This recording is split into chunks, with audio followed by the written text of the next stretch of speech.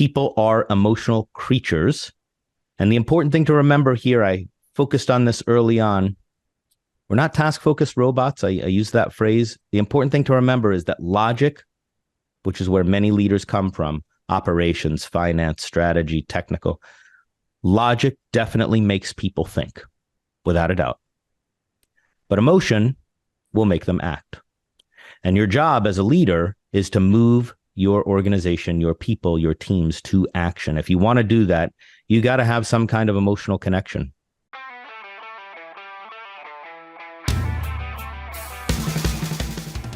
Welcome to the B2B Digital Marketer Podcast, a podcast helping you to end your struggle with digital marketing, helping you to pave a new and better path to target and capture your ideal customer. Each week, we teach you how insiders and experts debunk the dreary and become engines of innovation.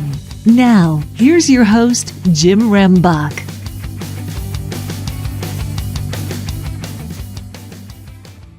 Okay, B2B DM gang, we're going to have a great discussion today because we have Scott Edinger on the show today, and we're going to be talking about something that has become critically important, even when you start looking at the statistics associated with sales in organizations, and looking at a report that I just read recently. It said that overall sales are down 22%.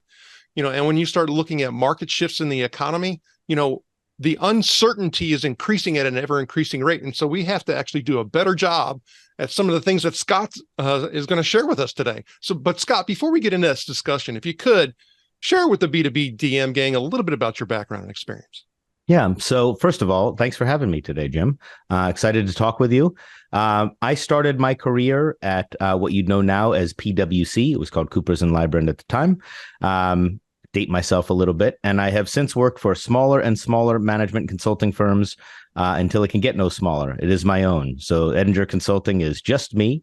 I've written 3 books, including my most recent called The Growth Leader, Strategies to Drive the Top and Bottom Lines.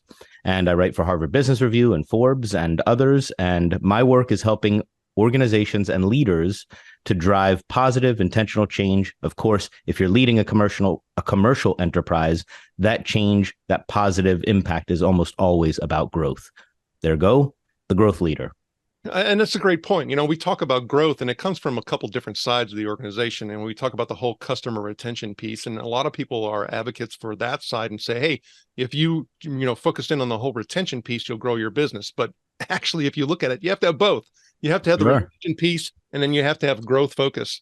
And when you put those two things together, I mean, that's when magic starts to happen. Yeah, without a doubt. And, so many executives desire that growth and are trying to drive that growth in a lot of different ways, whether it be new products, innovation, new services.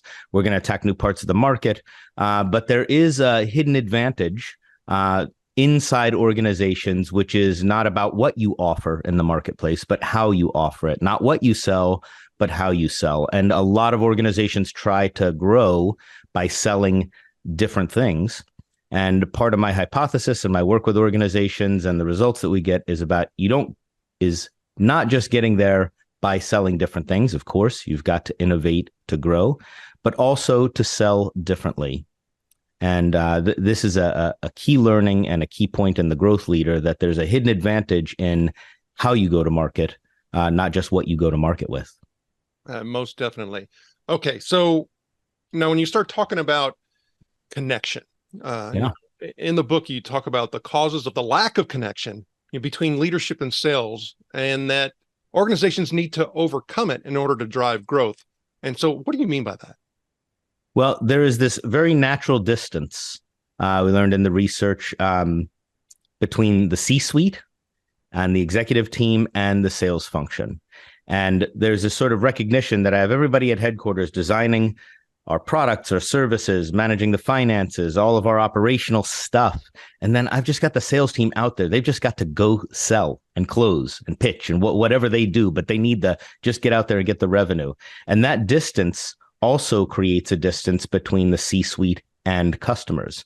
So the lack of connection between the C-suite, where strategy is created, and the front lines, where strategy is executed, creates this very difficult disconnect for organizations.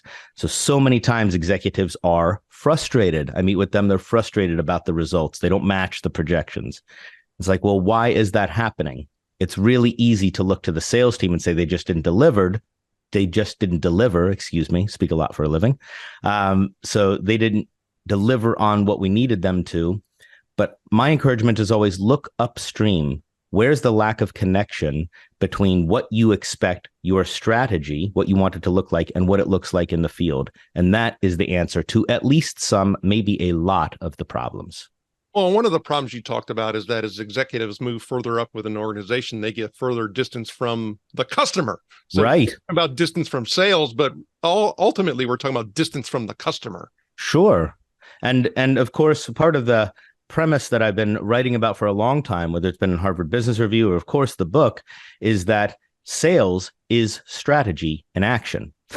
So your strategy doesn't get executed at headquarters. I always remind leaders, executives in particular, there's no customers at headquarters. It doesn't really happen there. And of course, a lot of important things do happen there, but where your strategy comes to life, where it is executed, is in the field. Dozens, hundreds, depending on the size of your organization, maybe thousands of times every day. Every sales call, every sales interaction represents the success or failure of your strategy. So if you are disconnected from that, then you have two problems. Number one, you are not influencing your strategy the way you think you are. But perhaps more importantly, you're allowing your sales team to set your strategy based on what they decide they're going to do every day, instead of really driving a clear line of sight and influencing their actions. Too many executives fail to pay attention to that. Okay, so can you provide a brief example of how the 5-flag START model that you created helps companies to formulate an effective growth strategy? And then what are some of the common mistakes that executives make when actually developing a strategy?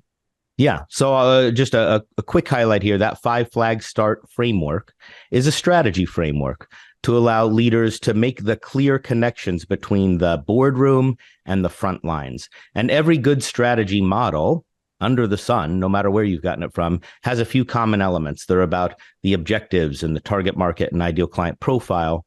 There's a few things they leave out that I create this 5-flag START with. So if you take the idea I was just talking about here, that sales is strategy in action, and that all of the elements of your go-to-market strategy show up in the sales call, here's what that looks like. Well, first of all, every strategy identifies what your target market is, right?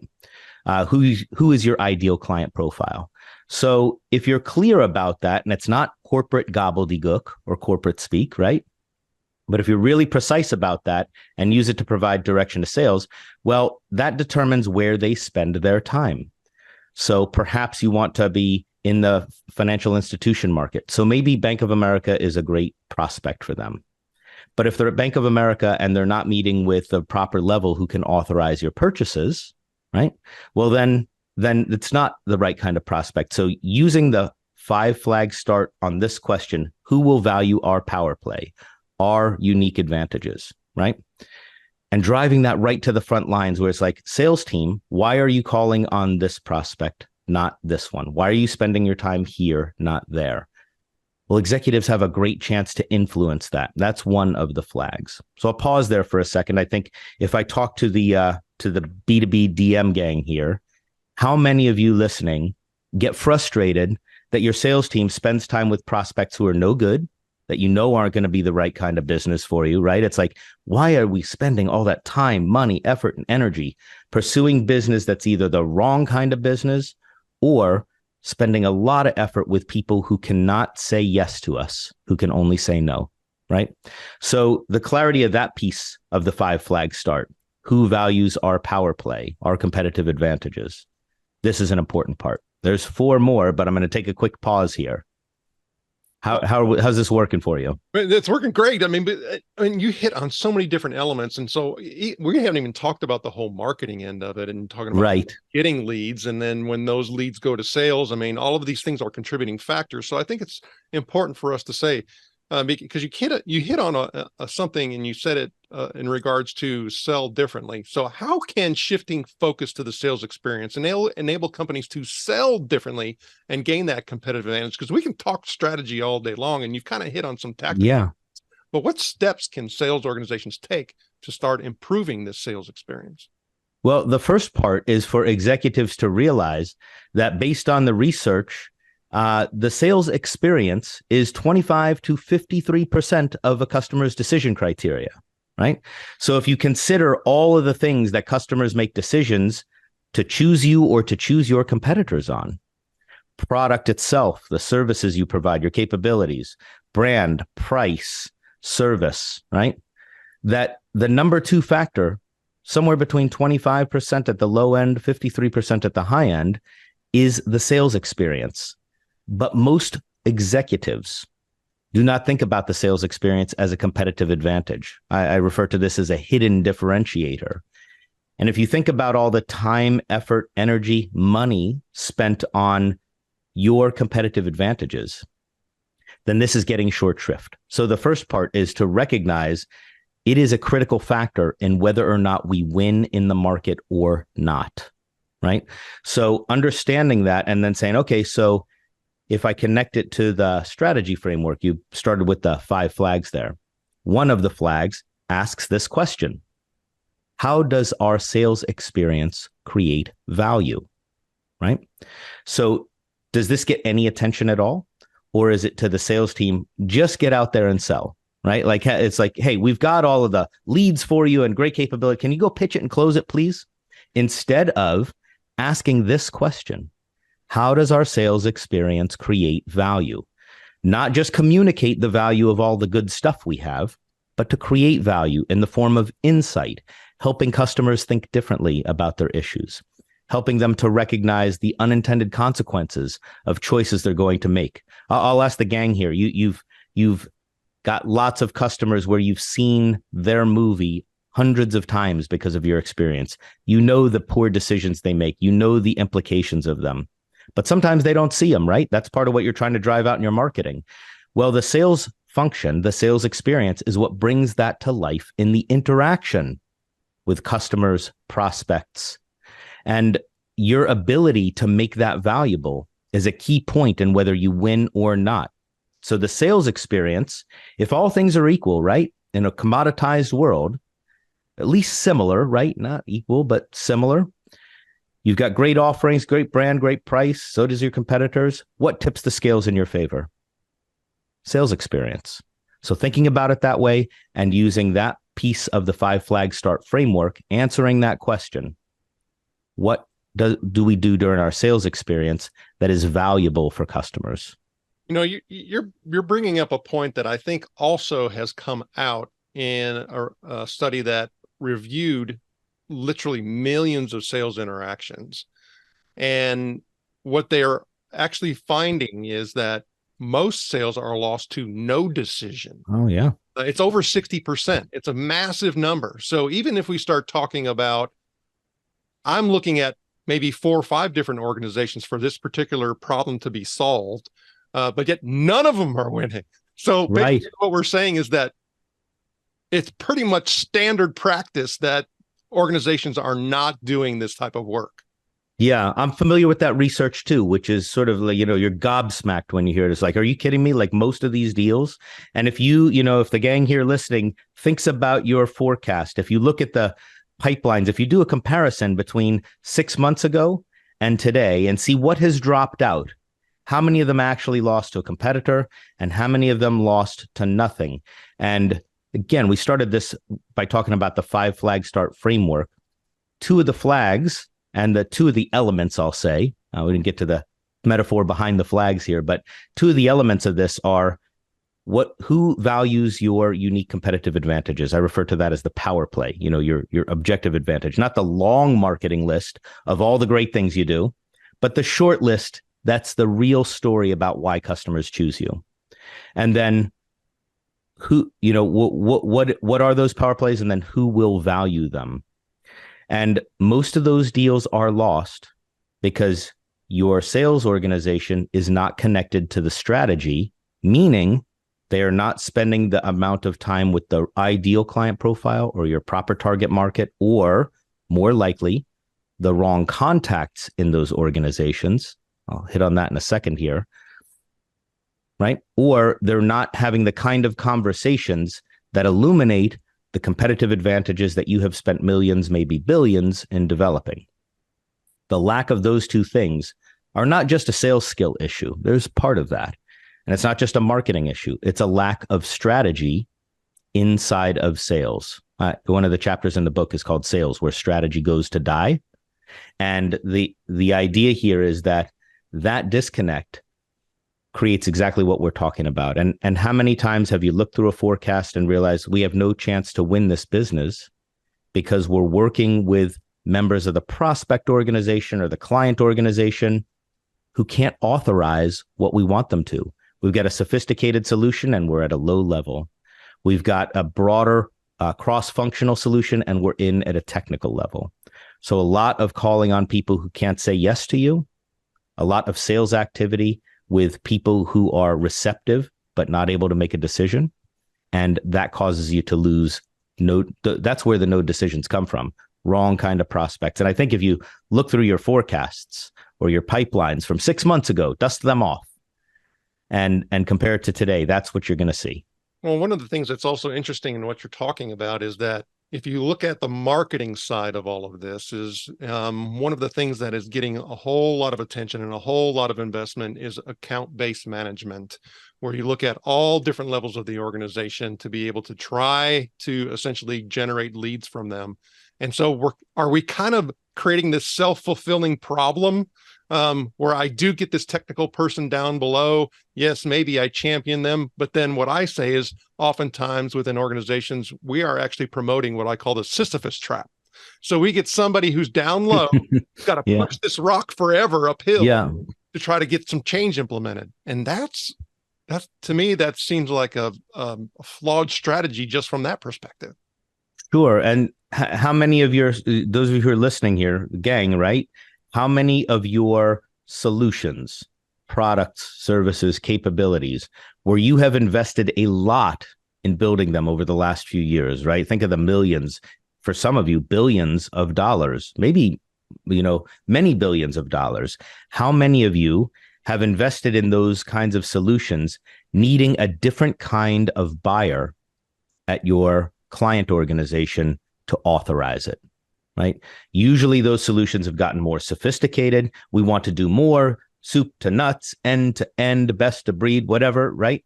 In order to implement that, in order to authorize a decision around that, on that. How many of you have adapted the strategy connection to the sales organization to say, this is not pitching what you were comfortable with 2 years ago to the same buyer? There's a fundamentally different look. I work with a company that is an electronics and technology distributor, and they went from selling lots of equipment. This will sound familiar to many of you, products, equipment, some services, saying we want to provide data center solutions. Well, interestingly enough, data center solutions are bought by CIOs, not by technical staff in IT. But equipment is, and sometimes services, and sometimes even higher level stuff is bought by that level. But if you really want to get into data center solutions, then it's not just about having different technical stuff. It's about selling it differently. And that is missed. And that's a huge strategy issue. Yeah. So, what you're talking about is the whole go-to-market quandary and not the proper job of matching all of those things. Okay. So, let's go back to what you were talking about a moment ago in regards to, the strategy element and, being able to make some of these transformations that are required. And ultimately what we start talking about, part of this is actually, having a culture that enables it. Because when you start looking at strategy and culture need to match all of those types of things, because we could be saying one thing from a strategy perspective, but what's being executed in that filtering process when it gets down to the front line that you were talking about kind of changes things. Yeah. And so how can business leaders shape a growth-focused culture and mindset across their organization, and what cultural elements contribute most to supporting growth? Sure. Well, there's one key element here that is a huge barrier in creating a growth-focused culture. Quickly for the gang here, I'll simplify this sort of very fuzzy, ephemeral kind of term, culture. I always think about this as the beliefs that shape behavior and decisions. Yeah. Short version, beliefs that shape behavior. I could add decisions to that. So the whole idea here is that for leaders, executives, in thinking about the sales interaction and thinking about the sales experience and what I need in a sales organization, the beliefs that shape behavior and decisions and actions around sales are often misguided and incorrect and shaped by something that a lot of researchers write about called sales stigma. And this is an issue that creates a lot of limiting factors for growth because the way we think about sales does not match what is required for sales success today.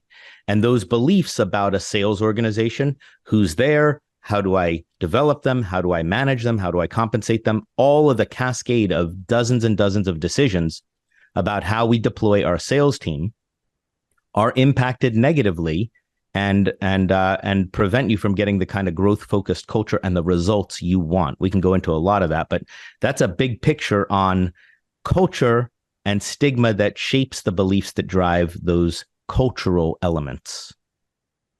Well, yeah, I mean, we can even start getting into the requirements that are needed today versus what we're typically, essentially framing and asking for and looking for. Yeah.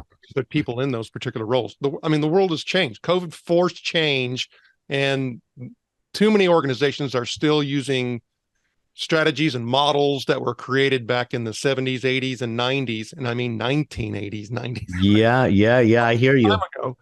And they're wondering why they're having 60% loss to no decision. They're wondering why 22% are down in sales. And I mean, these are all contributing factors. Yeah. The idea of who is successful in sales, like who do we want to be in sales? I ask the question all the time when I talk with executives, tell me about who you want in sales. And by the way, the ideas of consultative selling, solution sales, and sort of value-based selling have been around for 4 decades. These are not new ideas, and most executives are conversant in them. Yet when it comes to pragmatic action, when it comes to the decisions, the behaviors, and you ask this question, who do you want? Who do I want? I want people who are charismatic. I want people with a fire in the belly. I want my closers, right? And of course, I like to respond and say, when was the last time you had a sales experience with someone who was really hungry to get the deal, who really needed to close you? How was that? Did it feel like it focused on you? Did it feel like your business, your objectives mattered?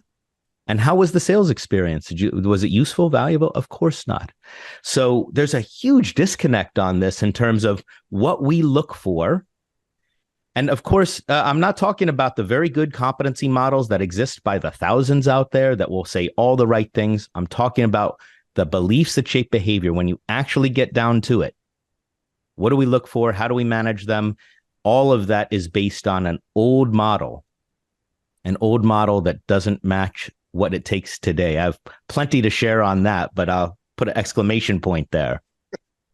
Okay, so you discuss common points of if that lead to business failure if ignored, but success if embraced. What failure points do you see most often, and how can leaders turn them into winning growth opportunities? Yeah, well, there's a handful of them. We're on one of them right now. I'll highlight this term, points of if. In the book, I reference this idea called predictive failure analysis, something you use in engineering.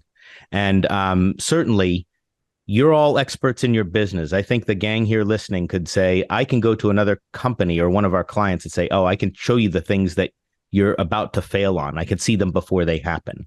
So I talk about points of if, because if you can connect a point of failure and you understand what it is, well, then there's something else you can do. You can turn it around and you can make it a point of success, a point of what I call impact, points of IF. So there's a handful of them. One of the most important ones we're talking about right now. How do you think about the sales organization, its role in your business. Do you regard it as a series of transactions? And of course, it's important. Nobody debates the importance. But is it strategic? Have you considered it as a strategic advantage, as a reason why customers choose you, or is it pure distribution and numbers for you?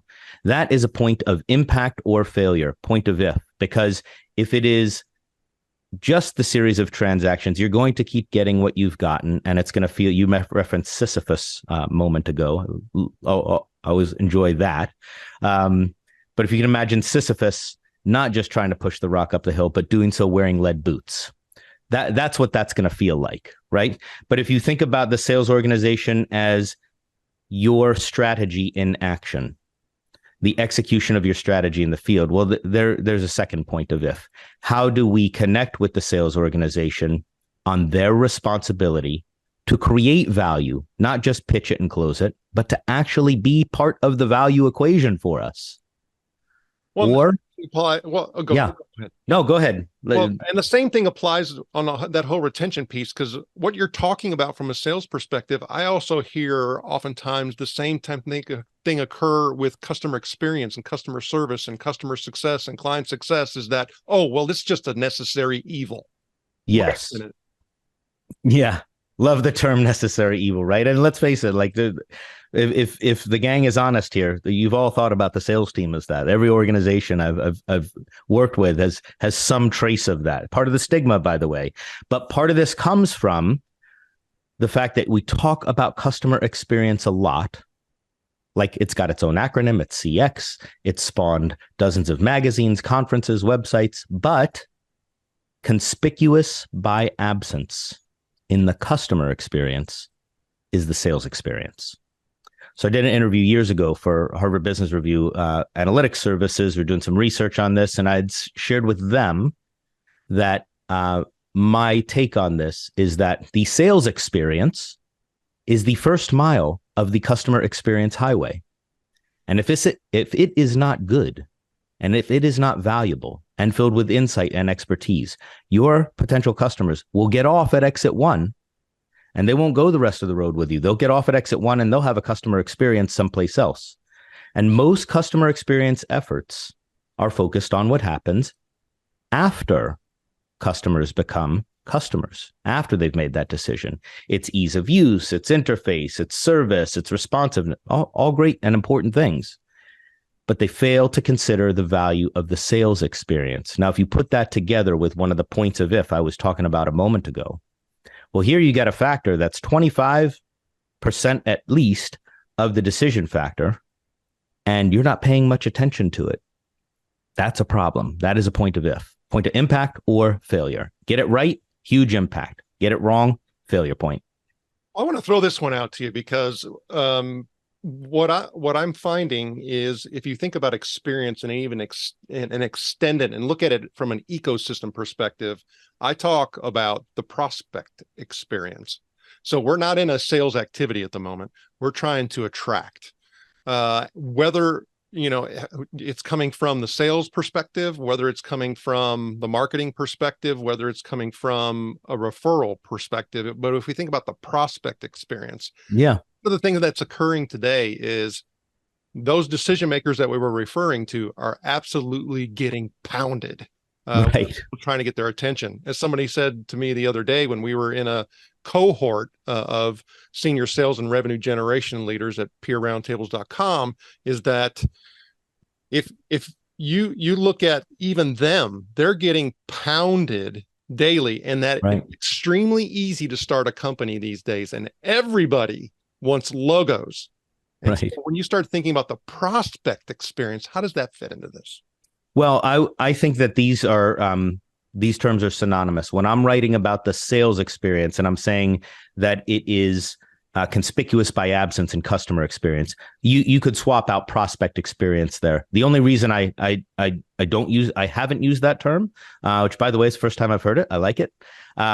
Certainly another delineation between prospect experience and customer experience, but sales experience and customer experience, of course, your prospects could include current customers on different sales cycles with new opportunities. So You say tomato, I say tomato on this one. I think they are the same. And the thing that we are in really clear agreement on is that this does not get the attention it needs. And it doesn't get the resources. And maybe salespeople get a few days a week or a few days a year of training and some tools. But I mean, if you've got an advantage in the market that you can play for 25% of the win, I think it deserves a lot more of your strategic attention. Again, no executive in their right mind says sales isn't important. I've never heard that. But it doesn't get strategic attention from the C-suite. And this is a point of if. It's failure or impact, depending on how it's used. Okay. So what we're talking about ultimately, and we can hear with phrases and terms, we're talking about transformation. I need to do things differently. In order for us to have people to be connected and want to do something different, there has to be an emotional connection and driver that exists. So what techniques can executives use to form authentic emotional connections with employees and give and create the environment that motivates them to excel? Can you share examples of how that's worked? Yeah. In my first book, The Inspiring Leader, we did research on what were the most inspiring behaviors. And it turns out that among the most valued inspiring behaviors, those that made the greatest impact for leaders who were thought to be inspiring, and this is out of research of 250,360 assessments. One of the number one things was the ability to use emotion, or what we later wrote about as emotional connection. And I always go out of my way when talking with a business audience to highlight something here. I am not talking about wild displays of emotion or excessive emotionality or oversharing or group therapy. That's not what this is about. It's about connecting with your teams, with your organization, with individuals as, novel idea here, people, not task-focused robots, right? And you won't get the results you want by declaration, and you won't get it by sending emails. You have to make a personal connection. Now, there's a wide variety of ways you can do it. So enthusiasm and energy and excitement, of course, classic ways that we create emotion and energy. Although if that's all you do, you will tire people out, and people will also recognize, well, nobody's like that all the time. So understanding that concern and frustration and even anger, which I've written about a lot, yes, anger can be valuable. I'm not talking about, again, the excessive display of anger, but highlighting, I'm angry, I'm frustrated about this, I'm concerned, I'm worried that this is happening and it's a negative impact on our brand, or we're going to have bad results for the year. And I'm concerned about this. And I'm frustrated that this team doesn't seem to be taking it seriously. The real issue with anger is that it tends to get overused or misused, but that can be powerful. An investment in others, a belief in others, is a connection, their development, their growth, their future success, how you engage them. When I ask audiences, I've asked this thousands of times, tell me about your most inspiring leaders. One of the things I always hear universally is they took time to develop me. They were invested in my growth. Whether you use your expertise, right? Expertise is very inspiring and a way to connect. The way you use your expertise to share your insights, your ideas. So I could go on a long list here, but if you start to think about one of those big emotion wheels, right? Like, people are emotional creatures. And the important thing to remember here, I focused on this early on, we're not task-focused robots. I use that phrase. The important thing to remember is that logic, which is where many leaders come from, operations, finance, strategy, technical, logic definitely makes people think, without a doubt. But emotion will make them act. And your job as a leader is to move your organization, your people, your teams to action. If you want to do that, you got to have some kind of emotional connection. It brings me back to a time I actually worked for an organization where we measured the customer experience and worked for them for a very long time. And when it comes to actual interpretation of data, and you look at quantitative and qualitative data, one of the things that I preface it with is, I'm like, look, numbers have no heart. Right. Yeah, and by the way, they are a necessary part of the equation. None of this is to dismiss that, but there is a magic ingredient. If you want to be an inspiring leader, if you want to connect, if you want your communication with others to galvanize them to drive high performance, well, then you have to have this critical element. No, okay. So what we're talking about here is, and you hit it on it a couple times, but let's kind of put a wrapper around it, is communicating strategy. So what signs indicate a leader may be communicating their strategy poorly, and how can executives radically improve their strategic communication? Well, one of the easy signs is to ask others in the organization to tell you what they think the strategy is. So first off, if it takes them more than a few minutes, they don't know what it is, right? So there's a stopwatch measure. How long does it take them? Because if it takes more than a few minutes, they're off track for sure. Second measure would be, how much does what they say sound like what you say in your executive team? Right? Does it sound similar at all? And then you can ask a very simple, scale of 1 to 10. How well do you think you understand our strategy? People will tell you. And usually when I ask that question, those numbers are low, sometimes frighteningly low, particularly in the group that it matters most for, the group that's required to execute it with your customers. Who's that? It's the sales team. And on average, when I ask that question, I get an answer somewhere in the mid-4s. Not great. Okay, so there's a lot of different elements, and we talked about behavior change and motivation, motivation, and all of that, and we haven't really honed in on this a little bit. And I think this is going to be some great discussion that happens here. So, if you start thinking about skills and competencies, and I want to make this very clear, skills are built upon competencies. So if it's really difficult for me to actually execute a particular skill if I don't have a competency to base that in. So think about it as far as the foundation of a building. Competencies are your foundation. To build my skills and my levels and my layers and how high this thing is going to go based on the solid bedrock that I've built it on, which are my competencies. So in your view, which leadership skills and competencies are most essential for driving business growth, and why? Yeah, well, I'd go back to what I was talking about a moment ago. I also, a sidebar here, whatever that hierarchy is. And I spent a few years in the competency model business, right? Doing 360 assessments and organizational assessments. What one group calls the bedrock as competencies, another will say that it's vice versa, characteristics, traits. I sort of think that that's a non-helpful exercise, because what we want is the pragmatics. How do you use it, right? So when I think about this, I'm behaviorist at heart. So I'm like, how does it show up? I want to be able to see that. And so when we talk about this sort of competency, big idea, I want you to be an inspiring leader. I want you to inspire and motivate others to high performance, or I want you to communicate powerfully, right? Two of the items in some of the competency models I've got in the book. Well, then I want to quickly get to what are the behaviors that, from the research I did, and certainly from my observations, my work with executives, the one that I pointed out, the ability to connect with others, is a critical one. We spent some time on that. There's another element here that is about your clarity. When you speak, do people leave that conversation sort of like really crisp about what you expect, what good looks like, what is desired of them? Or was it interesting conversation? Are you motivating to them, but they're not really clear on what you expect? Leaders would be shocked to know how many people leave a conversation with them unclear about what they really mean. And if you ask people, it's like at the end of the meeting, say, could you I want to make sure we have a shared understanding of what I've asked you to do. Are you clear about it? Because if you're the boss, they're not going to necessarily come to you and say, you're not being clear, man. Help me out here. I don't get, they're not likely to tell you that, right? So you need to find ways to test yourself on it. This is another one. Are you clear? Are you crisp about your explanations of what good looks like, what you expect, what you have identified as the work to be done, right? So many leaders frustrated.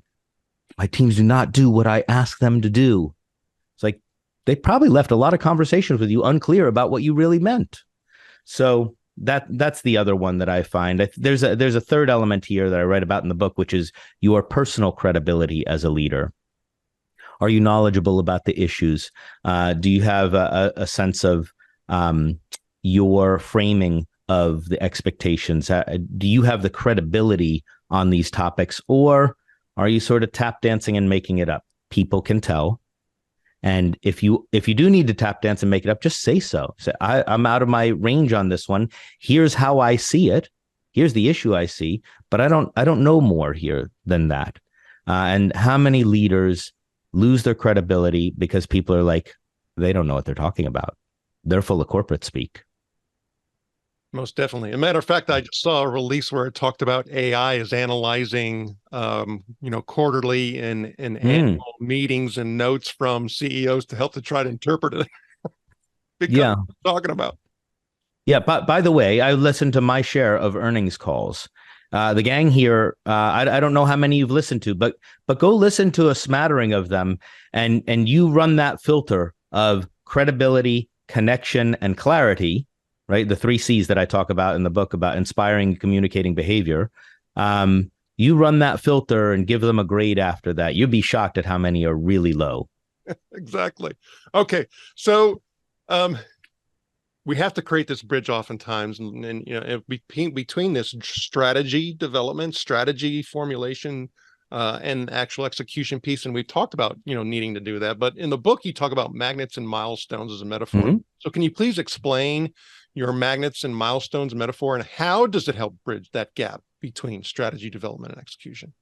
Yeah. So I'll go back to the 5th flag here in the 5 flag start framework that we started with, which, by the way, we've now talked about all of them. So if you go back and look at the book, you'll see all of the content here.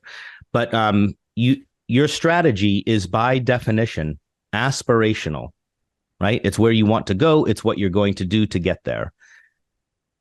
If it does not have an element of execution built into it, then I mentioned this about something else beforehand. You won't get there because you say it's what you're going to do. You'll have to actually take action on it. So being able to answer the question, what do we need to get better at?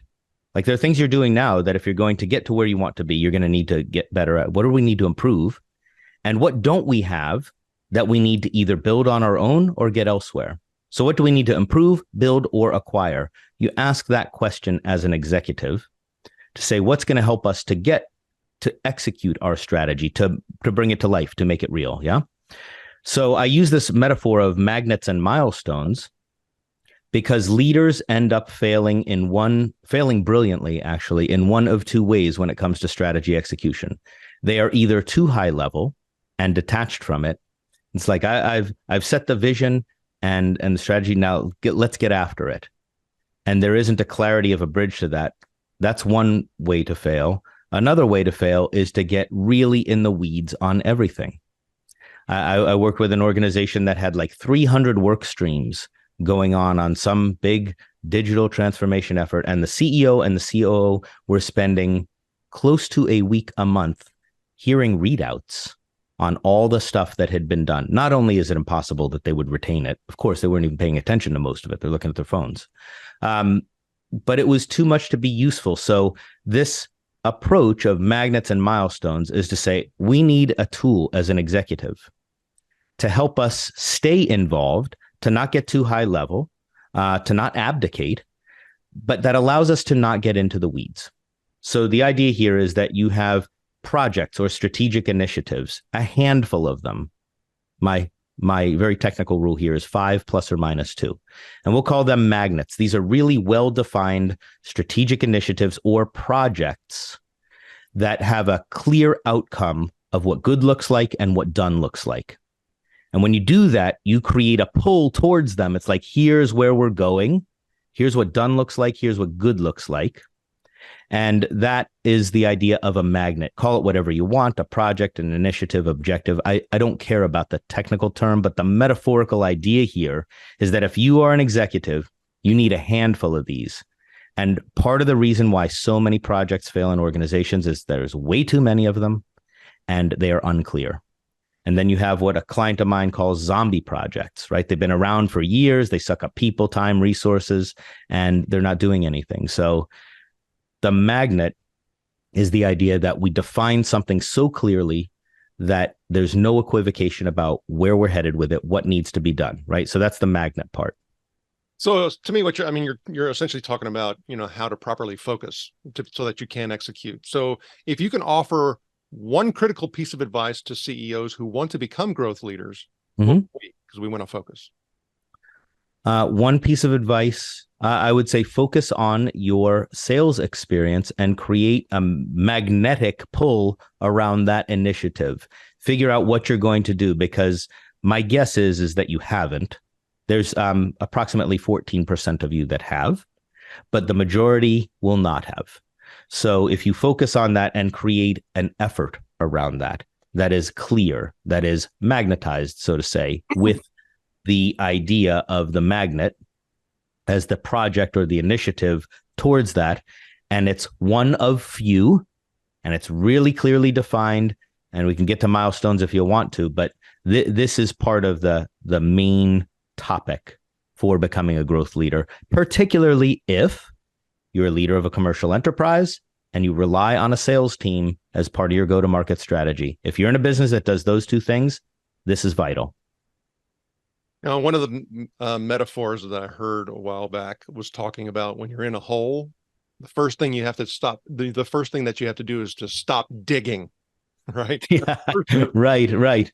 And so when you start thinking about companies that are in a hole and they're struggling, what are some quick wins or high priority steps that they can take in order to ignite growth? In other words, quit digging. Yeah. Well, I think, first of all, start with how you think about it. It's the easiest thing to change, because you can literally stop the digging and say, okay, I need to rethink this, reimagine it, whatever that looks like. And the thing to rethink is how you are considering your sales organization. Is this a vehicle for distribution and communicating what we do? Or is it part of our competitive advantage? Is it part of the reason why customers or prospects would choose us? Is it part of the value we bring? And if so, we're probably doing a lot of things that we would find uniquely counterproductive that have us leading this organization in a very transactional way. And executives are, you've talked with so many of them, right? How many are frustrated? I want my sales team to be more solution oriented, more consultative. Again, these are 4-decade-old ideas. I'm not introducing these. But what I am introducing is the ideas like, why hasn't it happened? It's the better way to go. You know that this is valuable. You've read the literature. Executives are savvy, So the real question is, here we have a 4-decade-old series of practices that we know are better that aren't getting done.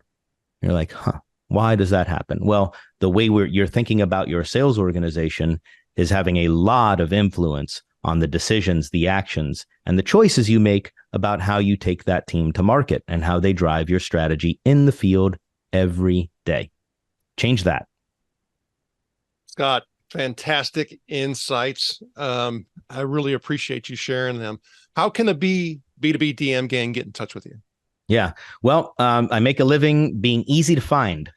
So my website is just my name, scottedinger.com, SCOTTEDINGER.com. On my website, there are over 100 articles, things I've written for Harvard Business Review, Forbes, Fast Company, and others. If you like The Growth Leader, there's a free download of a 30-page workbook that you can get right on the website, and happy to share that. And then if you're on LinkedIn, like most of the professional world, I do hang out there. I do a live stream once a month. I post articles. I'll share our podcast there when it's time. And those are the two places where I can be found.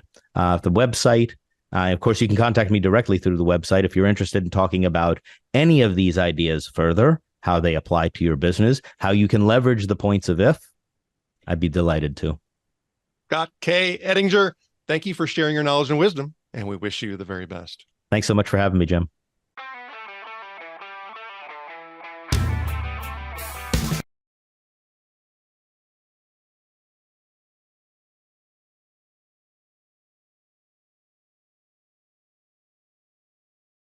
Connect with other B2B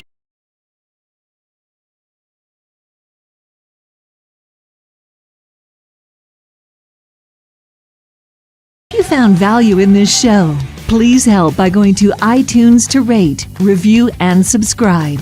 And share the show on all of your digital platforms. Be sure to tune in next week for our next episode. And always remember, you can automate your lead capture, but you must lure your lead.